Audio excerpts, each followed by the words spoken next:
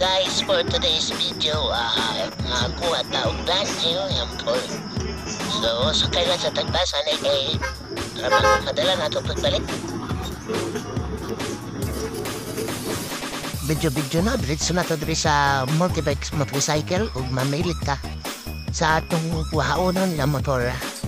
Kaniya akong gitan-aw ko murag gusto sa akong mata. So ato ning tanawon karon kung nindot na gid ni or mao na pa gid ni kung pamilit. So kani man ditong maka-attract sa akong mata. So murag sure na gid ko nga kani ang akong gusto. Aerox 155 yan siya, 2024 model. So latest ni siya.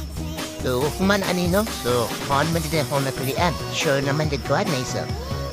Ato na dayon ng ipadam para matik dala dayon na to. Pagdatibay sa Aerox 155 bay, sus, lame na kayo dalaon ba? So, okay, kusang bayaran kay bisin ko doon dani. Kung man ito bayaran, ato dahil ning bitbiton, uli sa atong balay kay ato dahil ning it is drive. So, abang-abang. Hello guys, so ngayon nakuha na natin ang ating brand new Aerox 155. So ngayon guys, ngayong araw iti-test drive natin siya kung ano nga ba ang kanyang mga performance.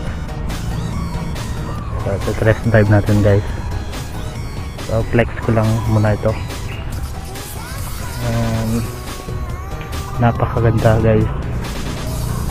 So ito pala yung color na kinuha ko kasi nagagandahan ko sobra. Sheesh. So let's go.